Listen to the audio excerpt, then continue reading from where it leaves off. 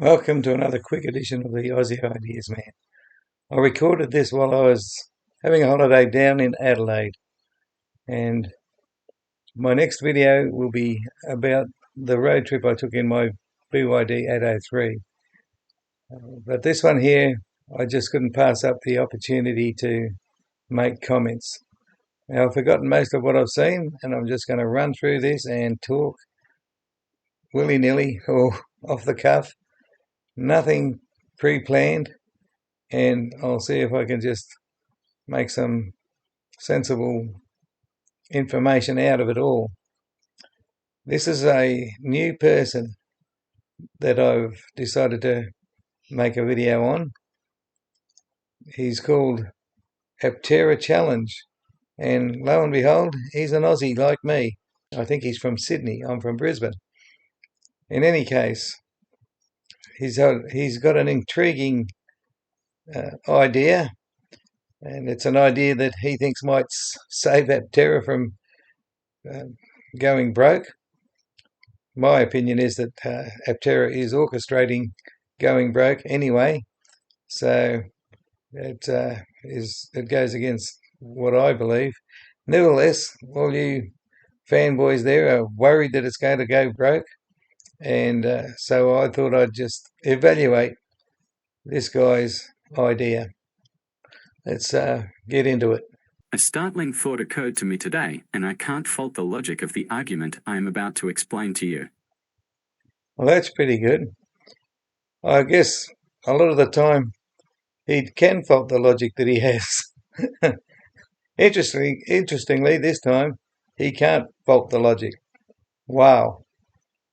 Let me start at the beginning to lay out for you my reasoning as to why we could be waiting longer than we think for customers to start receiving their Aptera solar electric vehicles. Here's the thing, the Aptera Accelerator program began on January 27th this year and was supposed to end on March 26th, bringing millions of dollars into Aptera's coffers in a few short months.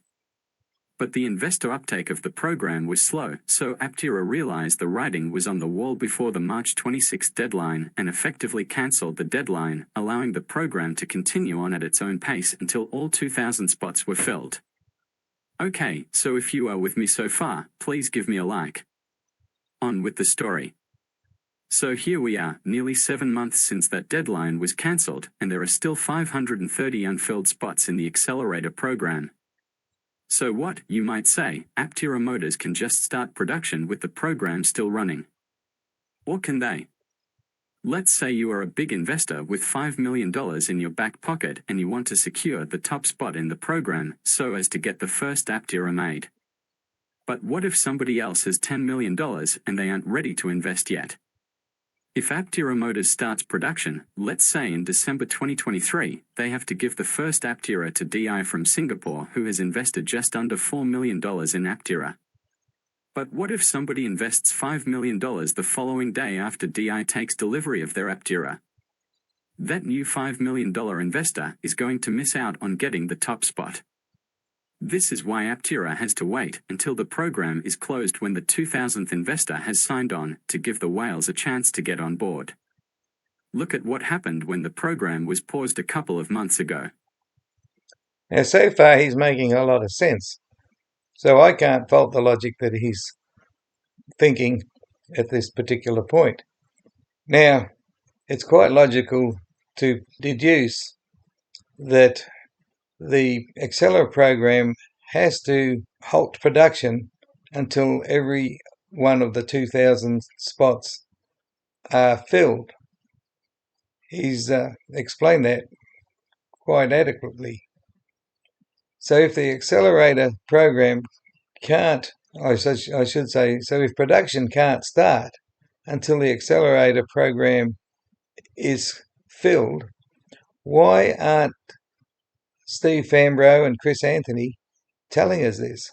Why are they giving predicted dates of summer 2024 when they must be aware of this fact? They must be aware and should be telling us we cannot produce, even if we're ready, until the 2,000th spot has been filled.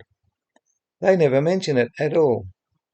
People rushed to get their investments in, scared that the program was going to close completely and pushing them to the end of the line. Of course, that never happened, but you see the point. There really aren't that many people out there with even $10,000 in their back pocket to invest in a high-risk startup EV company who can afford to lose that money if everything goes south and Aptera never goes into production. I have made a spreadsheet, and the average rate of new investors coming into the accelerator program since July 1st has dropped to 1.2 investors per day. At that rate, it will take until December 2024 for the program to be completely full. So when Aptera Motors says they are going to start production in late summer 2024, as Chris Anthony said recently, that might actually not be possible. They might be forced to delay the beginning of production if the accelerator program is still running in, let's say, August or September 2024. Now, So there you go. He's made that deduction as well. Yet, why don't Chris Anthony and Steve Fambro realise that fact and tell us up front, like they're supposed to be up front, we cannot start production because it not only depends on whether we get the funds, it depends on whether we get the 2000th spot on the accelerator program filled. Why are they selling us the snake oil when they know these things? most of the people watching this video are probably yawning at this point, as most people watching this are not in a position to risk $10,000 on a high-risk venture like Aptera. But here's what you can do: vote for Aptera with money which you can afford to lose. Most people watching this video can afford to lose $70. Here's the thing: if thousands of people make an Aptera reservation between now and next year, that makes Aptera look good, as it will push the number of reservations even higher than the 46,000 that it's up to now, and it also draws in the big investors, as it lowers the risk profile of the company, as it makes it more likely that Aptera will be profitable over the short to medium term. This is where he's just playing you all for fools. He's got skin in the game with his referral program, and he wants lots and lots of people to use that referral program in the hope that he's in line for a number of free Apteras.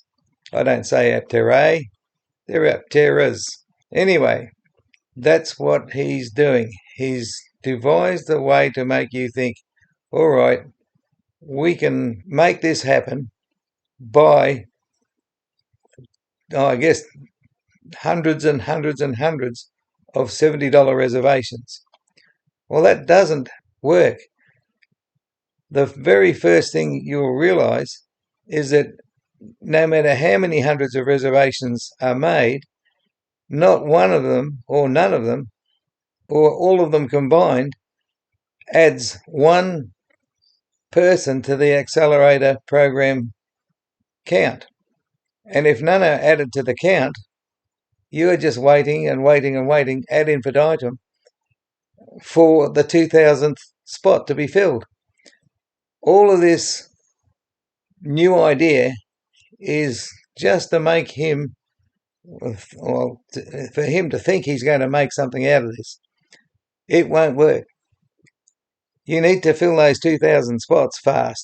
No doing pre-orders with $70 at a time is going to fill those 2,000 spots fast. It just won't happen.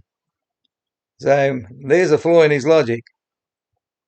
I don't know about you, but in an era of rising gas prices, investing $70 to get your name on a vehicle that will put the equivalent of $10 or more worth of free gas in your tank for every day that you own it sounds like a good deal to me.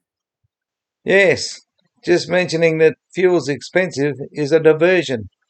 You go, oh, well, fuel's expensive, so I better make one of these pre-orders. But you're doing nothing. You're only lining his pockets because he thinks there'll be an Aptera. There won't be an Aptera. Not one extra slot in those 2,000 is going to be filled.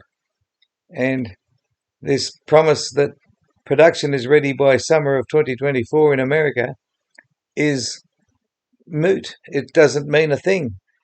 Production can be ready today. So long as those 2,000 spots aren't filled, they aren't going anywhere. This accelerator program is a joke.